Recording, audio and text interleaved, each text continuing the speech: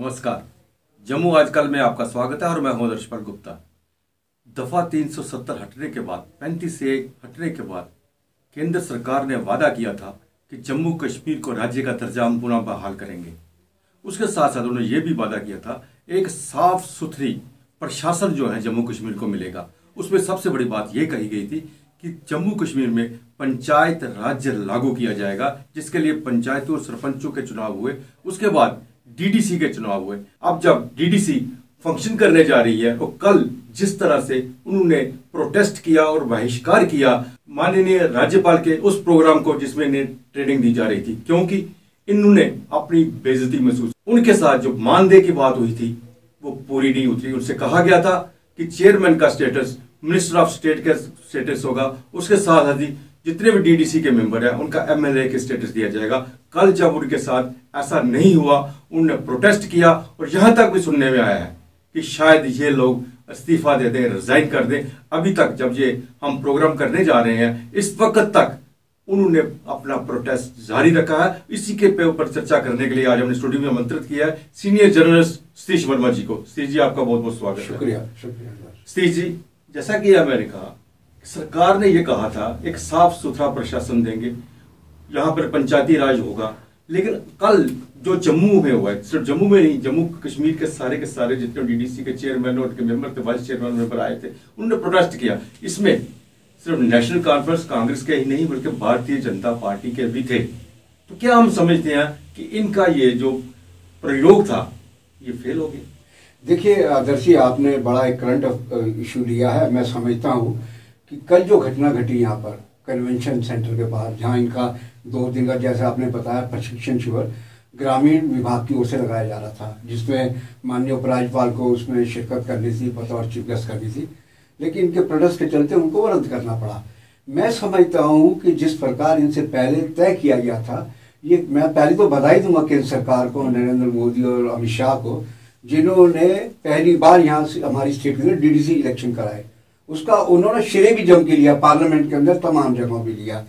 लेकिन हैरत और दुख इस बात की है कि जो आपने पहले घोषणाएं की थी, कमिटमेंट किए थे लोगों के साथ, जैसा कि तरनजीत टोनी हो या घाटी के जो चेयरमैन चुन गए, बीजेपी के, बल्कि मैं कहता हूँ यहाँ जो जम्मू में चुने गए, उन्होंने कल खुले तौर पर कहा कि हमारे साथ इन्होंने एक मायने में ब्लफ किया है, हमारे साथ धोखा दिया है।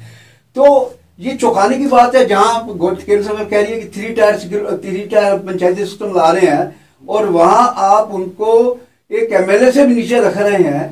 बिल्कुल। तो ये बड़ी, वास्तव में आपने जो बात की, बड़ी दुख और चिंता, बड़ी चौंकाने वाली बात है।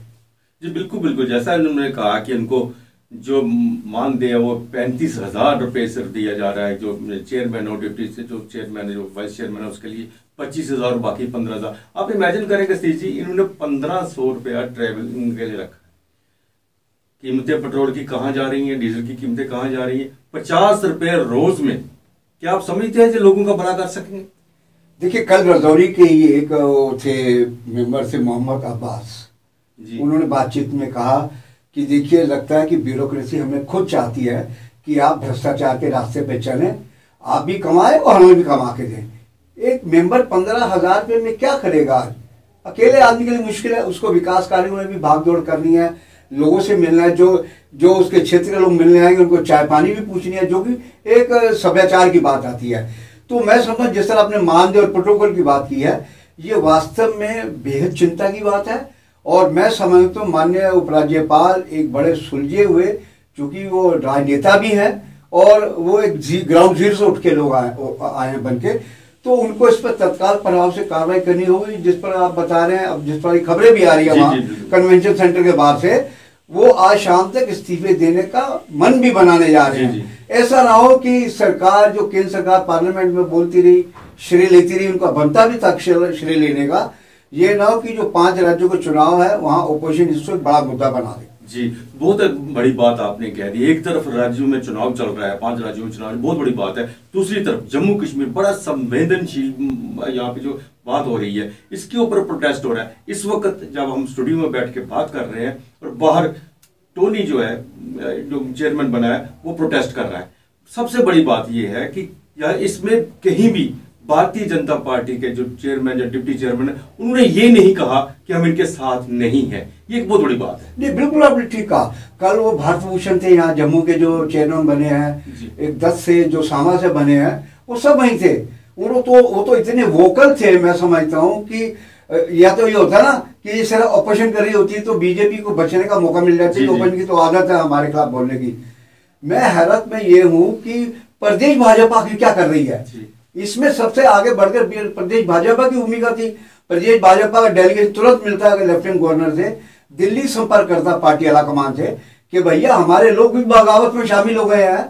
अब बताइए, कल को विधानसभा भी हमने करवानी है और 5 राज्यों को चुनाव भी है, तो पार्टी कहां स्टैंड करेगी। हम अपनी बात कह के अगर मुकर रहे हैं, शासन अगर मुकर रहा है, तो उसकी अल्टीमेटली गाय तो सरकार पे गई, क्योंकि दिल्ली में भी सरकार ही की है और लेफ्टिनेंट गवर्नर साहब भी इन्हीं के नुमाइंदे हैं। तो मैं समझता हूँ अगर इन्होंने मसले को जल्द से नहीं सुलझाया तो इनके गले की ये फांस बन सकती है। जी, अपनी पार्टी की जो अल्ताफ बुखारी जी हैं, आज तक हम यही जानते रहे, जो उनके मुंह से बात निकलती है वो कहीं ना कहीं तरीके से केंद्र से निकली होती है। बिल्कुल। आज उन्होंने जो स्टेटमेंट दी है, उन्हें बहुत बड़ी बात कही, ये बड़ा शेमफुल एक्ट है। ये उनके वर्ड्स थे, बहुत शेमफुल एक्ट है। मतलब इससे हम क्या अंदाजा लगा सकते हैं कि भारतीय जनता पार्टी का जम्मू में कुछ भी ठीक ठाक नहीं है। आने वाले दिनों में हम अगर देखेंगे, मुझे लगता है जहां भारतीय जनता पार्टी के ऊपर जो प्रेसिडेंट बैठे हुए हैं, जब दूसरे बड़े नेता हैं, जहां तो उनका तालमेल नहीं है, जितने भी वर्कर्स है, कार्यकर्ता हैं, जहां नए डीडीसी जो चेयरमैन आए हैं, जब पंचायत के जो भी सरपंच चुन के आए हैं, उनके साथ उनका तालमेल नहीं दिखाई दे रहा, क्योंकि भारतीय जनता पार्टी के ही अपने मेंबर जब प्रोटेस्ट करते हैं तो लगता है भारतीय जनता पार्टी के अंदर कुछ ना कुछ है। देखिए अजहर जी, अभी अपने पिछले हफ्ते कार्यक्रम किया था, आपने इसी से मिलता जुलता सवाल किया था। तब भी जो भाजपा के कार्यकर्ता हमसे दबी जुबान बात करते हैं, हमारे बहुत से मित्र हैं जो मंत्री भी रहे हैं, विधायक भी रहे हैं, वो हमसे दबी जुबान में कहते हैं कि कहाँ प्रोफेसर चमनलाल गुप्ता जैसे कद्दावर टॉलस लीडर थे, उनका एक लफ्ज जो था वो एक मायने रखता, एक कॉल देते थे, जम्मू बंद हो जाता था। तमाम पॉलिसीज के ऊपर वो डिस्कशन गंभीरता से करते थे। लेकिन ये दुखद बात है, ये विडंबना गई है भाजपा के लिए, केंद्रीय नेतृत्व के लिए, कि आज जो नेतृत्व यहाँ बैठा है उसको मीडिया भी, एक वर्ग को छोड़ दीजिए, अमूमन मीडिया भी पार्टी का एक मेजॉरिटी वर्ग जो पार्टी का, वो भी उनकी बातों को ज्यादा सीरियस नहीं लेता। कुछ ना कुछ कारण है जिसकी वजह से निजी रूलिंग पार्टी और सेंटर में और ये सब हो रहा है, उन्हीं की पार्टी के लोग बगावत पे आ जाए कि हम इस्तीफा तक दे देंगे।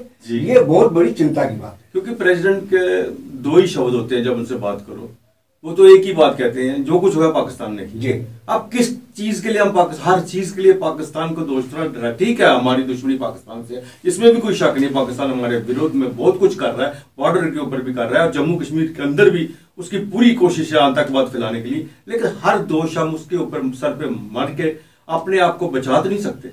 देखिए, इसको शायद प्रधान जो रविंद्र, उनको शायद पता नहीं है, आज ही की खबर है कि भारत सरकार पाकिस्तान को कोरोना वैक्सीन देने जा रही है। जी, अगर वो इस कदर हमारे को नुकसान दे रहा है तो फिर कोरोना वैक्सीन क्यों दी जा रही है। ये मान लिया गुडविल जैसा हो सकता है, लेकिन एक मजाक की बात ये भी, जो पहले टोल प्लाजा लग रहे थे तो भाजपा का नेता है कि हमसे कहने लगे मजाक में, कहते हैं ये लोग इसके मुंह से निकले टोल प्लाजा भी पाकिस्तान लगा रहा है यहाँ पे। जिस तरह का, जैसे आपने कहा कि हर बात में पाकिस्तान को ले लेते हैं ये, तो मैं समझता हूँ कि इसमें भाजपा संगठन की जो भूमिका होनी चाहिए थी, DDC chairman, deputy chairman, members को लेकर, उनके प्रोटोकॉल और मानदेय को लेकर उनको इसमें अग्रिम भूमिका निभानी चाहिए। अभी भी वक्त है। अगर ये कल को इस्तीफे दे जाते हैं, सामूहिक इस्तीफे होंगे, तो मैं समझता हूँ इनके लिए बड़ी सरदर्दी खड़ी होगी चुनाव में, विधानसभा में, और 5 राज्यों में तो विपक्ष इसको मुद्दा भी बना सकता है। जिस चीज से आपने बिल्कुल ठीक कहा, और हम आशा करते हैं कि इस बात का इन पे असर होगा और शाम से पहले